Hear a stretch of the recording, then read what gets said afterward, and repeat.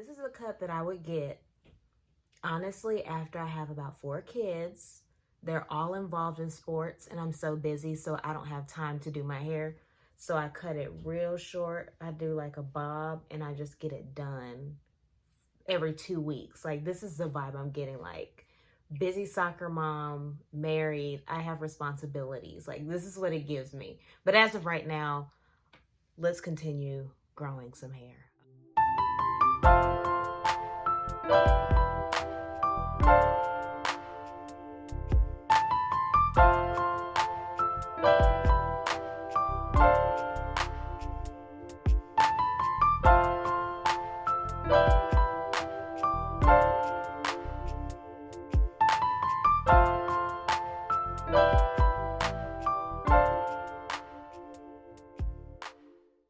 Hello everyone, and welcome back to the Bell Life. My name is Judith Bell, if you don't know that already, and I'm just so excited, so appreciative, and so happy that you tuned in with me today. We're gonna have so much fun. We're gonna be talking about hair growth.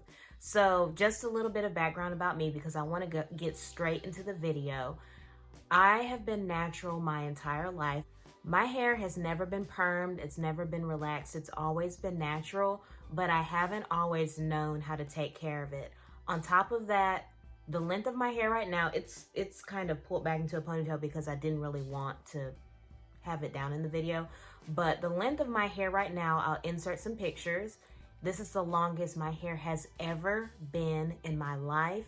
And if I would have told 7th grade Judith that your hair would get to this length, she would not have believed me, because I'm not gonna say that my hair was just short, but it was around shoulder length. The longest my hair ever was when I was a kid was like brushing the top of my back at its longest. Like I was swinging my hair when it was brushing the top of my back. So I never really had hair down my back when I was younger.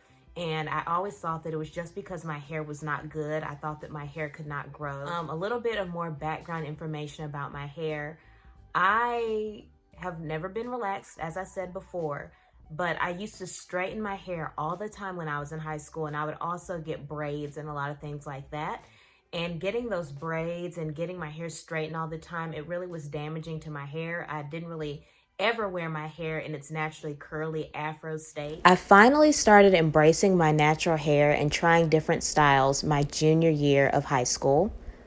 My senior year, I wanted a different look, so I decided to get it cut into a bob and wear it like that most of the time. And my freshman year of college, I realized I had a lot of damage, so I cut my hair very short.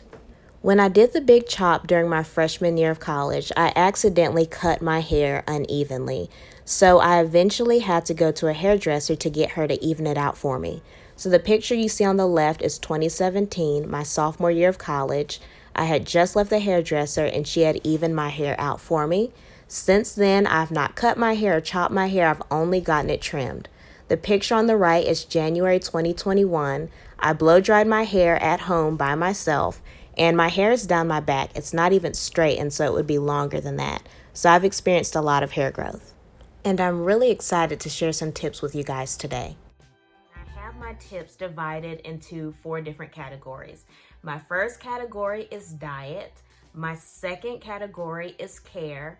My third category is products, and my 4th category is genetics. So let's start with diet first. So a little bit about me. I love eating healthy. I always try to make sure, and I've always been like this, especially when I was in college, when I was meal prepping for myself. I was not on the meal plan. I always wanted to make sure that I was eating whole, delicious, but just nutritionally balanced meals. The way you treat your body is very important. A lot of times we want to find this magic pill, or we want to find this magic potion that we can put on our hair and it'll be all down our back, but it all starts with your diet, in my opinion. So I try to eat lots of green leafy vegetables. I love kale. Kale is probably hands down one of my favorite vegetables. I love it so much. I love spinach. I love basically any vegetable that you name. I also try to eat lots of fruits. I eat meat, of course, to get my protein in, even though you can get protein without eating meat. Let's see what else I put down. So basically what I'm trying to get at, without wasting too much time on this point, is that eating balanced meals is very important. Now, I have to be honest with you. I know some people who eat hot chips for breakfast, lunch, and dinner.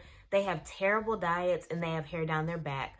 I would say that that's probably due to genetics. So we'll get to that later. But for me, as for me in my house, I need to eat healthy. Another thing that I'll say as far as diet is how much water are you drinking? And I know that this may be frustrating because almost any hair growth video you click on, people are always talking about diet and water, but it's really so important. It truly is. So I'm going to show you guys.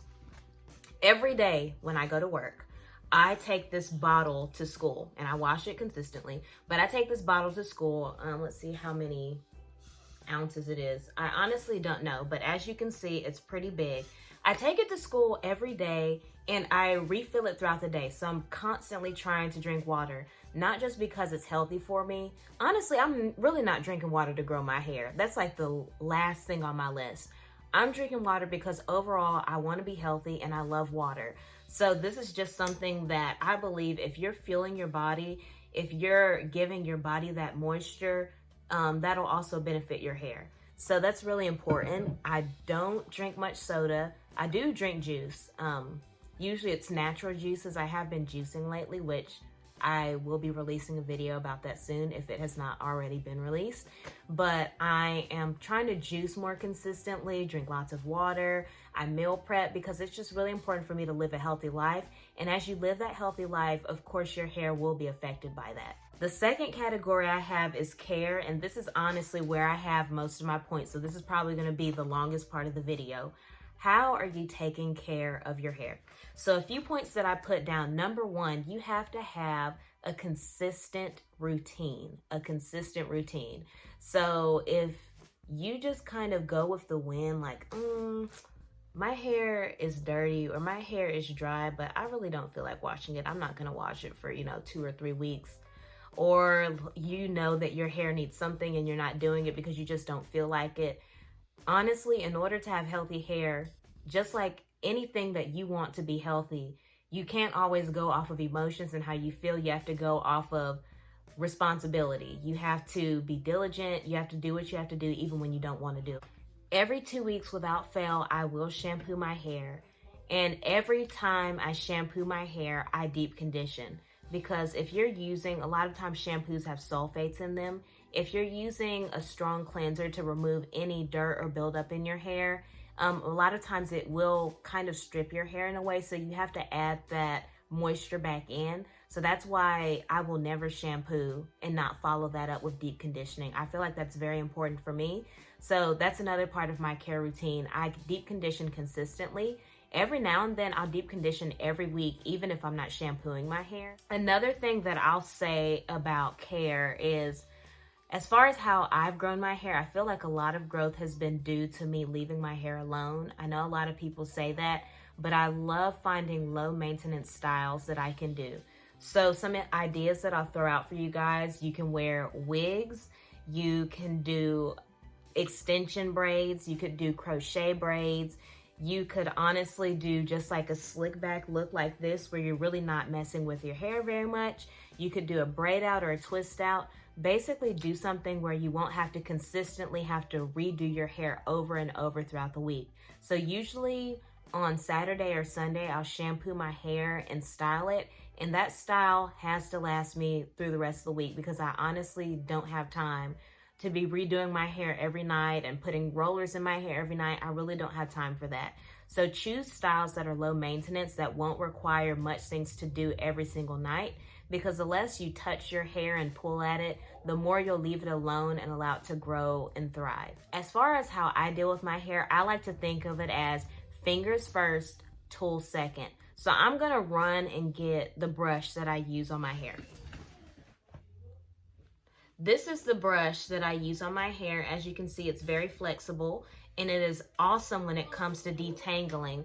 But before I ever go into my hair with this brush or any other type of tool, I like to try to pull out the big tangles first. Your hands are way more sensitive when it comes to dealing with your hair. While a brush or a comb can just rip through, your fingers can say, hey, slow down right there, there's a knot. So your fingers are just more aware of what's going on in your hair, while a tool like this is not. So that's why I like to try to take out as many tangles as I can first with my hands, and then I'll go in with a tool. So I feel like that's another thing that is aided in my hair not breaking as much because I try to be gentle and delicate with it. Another thing that I'll mention is protect your hair at night. So I go to sleep every night either with a scarf, probably a scarf on my head, or a bonnet, but you could get a silk scarf or anything like that, but it just really helps to preserve your hairstyles. And also, I don't know about you guys, but I can be a wild sleeper at times. So even when I go to sleep with a scarf on, I wake up and it's not on my head or on my bed. So imagine if you don't have anything to protect your hair and you're moving so much that it's rubbing against your edges. Let's say that you have braids done, it's making your hair look messy. People always ask me how my styles are able to last so long. I'm gonna show you guys a picture of some box braids that I got done last February.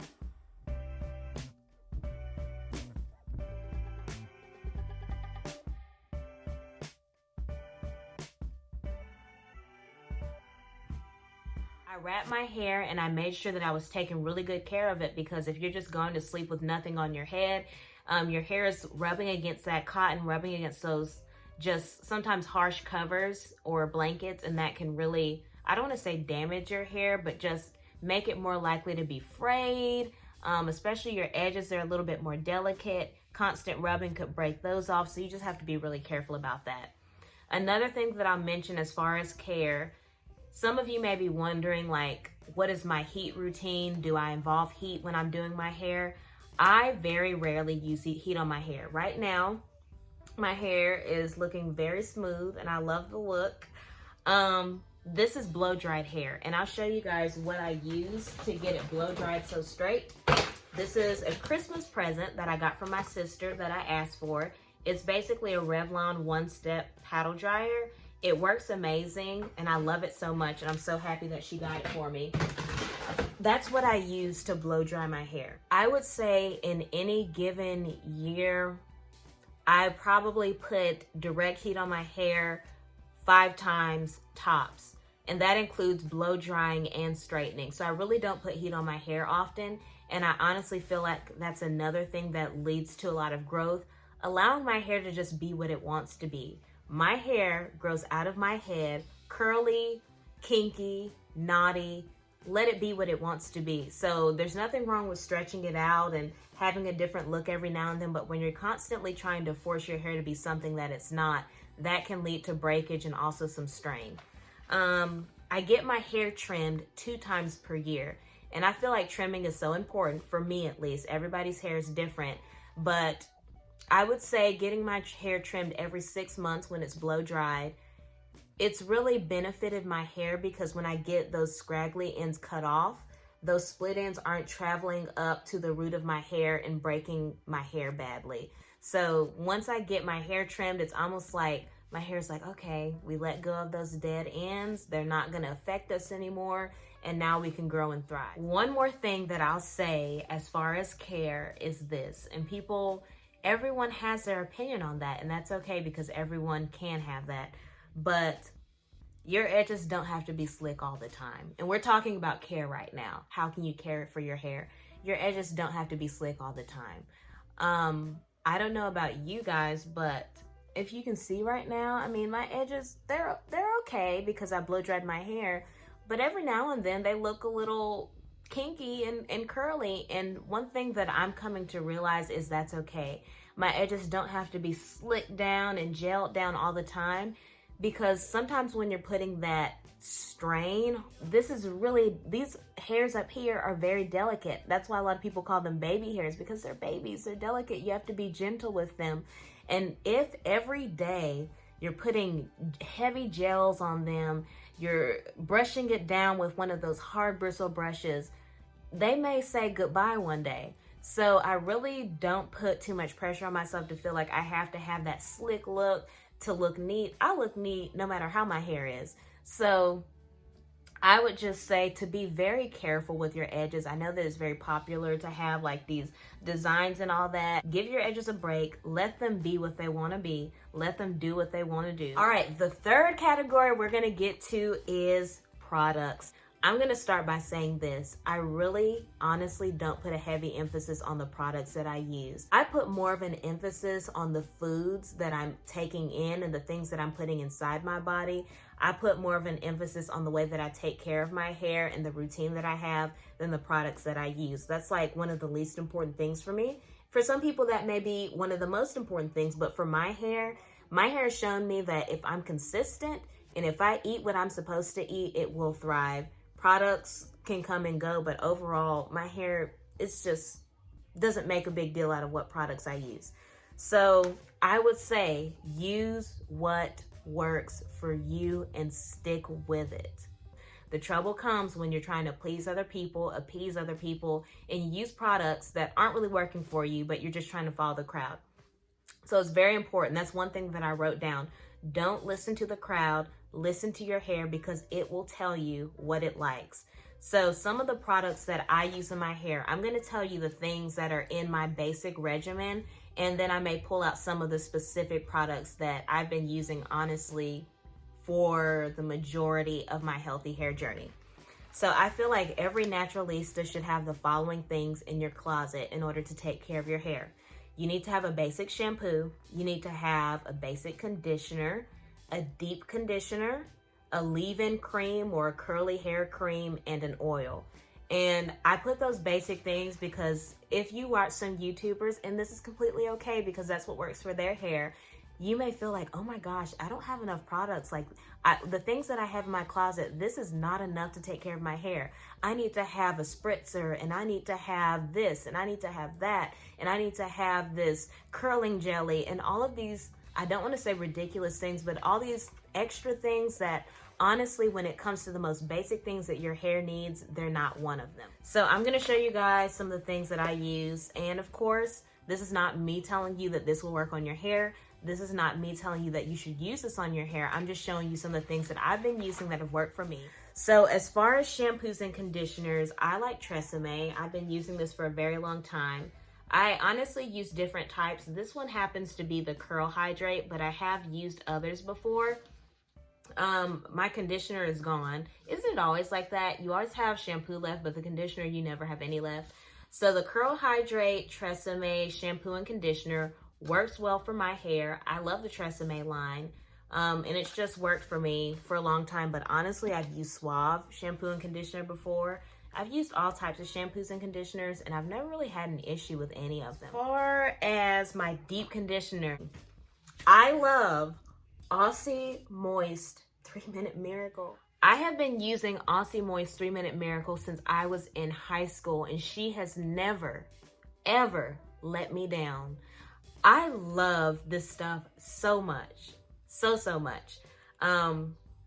And every now and then I do homemade deep conditioners. I love a good mayonnaise treatment. But as far as store-bought deep conditioners, Aussie Moist 3-Minute Miracle has been my ride or die since high school, and she will always ride with me. What I do is usually I just take this, squeeze it into a cup or a bowl. I'll add my favorite oil, which I will be showing you guys in a minute. Stir it together. I put it on my shampooed hair, cover it with a bag, put my hot cap on top, deep condition, and it just really does a great job of moisturizing my hair and also giving that slip where I can easily comb through my hair without it being super knotted and tangled. So this is definitely one that I would recommend, Aussie Moist 3-Minute Miracle. As far as a leave-in cream, I know that some people are going to be just up in arms about this because so many people hate this product, but I've been using this product since high school, since the beginning of my natural hair journey, and it's honestly always worked for me. They said that it dries their hair out. They say that it leaves flakes in their hair.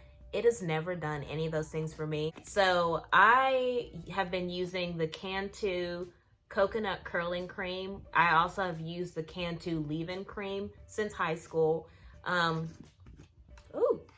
Just to open it up, this is what it looks like. Has a great smell. I've always loved the smell of it. It's not too expensive. And I just love it because it just works well with my hair. It smooths through my hair very nicely. Doesn't leave my hair dry or flaky or anything like that. So that is a leave-in cream that I use. I'm not telling you to use that, but it works for my hair. But of course, when it comes to choosing products for your hair regimen, you have to try things and see how it reacts to your hair. For the longest time, people were ranting and raving about coconut oil and all this, and I wanted coconut oil to work for me so badly. I even wanted, what's the other one? Castor oil to work for me so badly. Both of those oils break me out. So it breaks my skin out, and also it really doesn't do much for my hair. So that's an example of you have to try things and honestly see, does it work for me or does it not work for me? And if it doesn't work for me, I'm not going to try to force it to work for me so that people can agree with my regimen. I have been using vitamin E oil, and I ordered this jug off of Amazon. So I've been using it on my scalp, and honestly, I've had no issues with it. I love that it has kind of like a thick, sticky, what's the word I'm looking for? It has a thick, sticky, viscous consistency. I just really love it. Let me see if I can get a little bit on my hand. That's not even showing y'all anything, but I just really love, I'll just go ahead and smooth that down. I just really love vitamin E oil. I use it for my face, and I also use it for my scalp. So I oil my scalp with it. I have a dropper tube that I use for my scalp specifically. And I also smooth it through my hair and put it on the ends of my hair. The last thing that I'll talk about is genetics and just kind of like your biology. So we have to be honest, genetics does play a part in how fast your hair grows. It plays a part in how your hair grows from your scalp, the way your curls are, all of that is caused by genetics. So I would not say that it's really genetic in my family for us to have just wild, crazy, long hair and hair growth. I would say that my hair growth has a lot more to do with care and consistency than having superior genes. But a lot of people who have very long hair, I'm not going to say everyone, a lot of it is just due to having it in their genetics that their hair grows quickly or they just retain length better. I wouldn't say that's really the case with me, but I do feel like overall I don't struggle with my hair. I don't really struggle with hair growth. I know that as long as I eat healthy, I know that as long as I am consistent with my routine and I don't switch things up too much, my hair will grow. It's not going to be it won't be wild, crazy, fast hair growth, but it will be consistent hair growth. I would just encourage all of you, anyone who's watching, to accept your hair for what it is, because the quicker you do that, the more you'll begin to see your hair flourish. For a long time, I would look at people and I would wish that my hair was like theirs, and I would be dishonest if I said that I don't look at people sometimes and be like, man, like her hair is so beautiful. I wish that mine could look like that, or I wish that mine could curl like that. Every now and then I still do have those thoughts, but it's really important to dismiss those thoughts, because the way that your hair grows is very intentional, in my opinion. I believe that God created all of us in a very specific way for a very specific reason. So it's just really important to embrace your genetics, the way your hair grows out from your head, how fast it grows. Don't compare your journey to other people's journey, because no one's is the same. Just do your best to take care of what you have, and it should flourish. However, this does not take into account that sometimes there are underlying health issues that could cause lack of hair growth, constant hair breakage, and things like that. So if you're experiencing that, I would encourage you to see a specialist. I just want you guys to know that my hair is far from perfect. It's perfect for me, but there are some imperfections. Like I have a thin spot, there are different things, but I just accept my hair and I love it for what it is.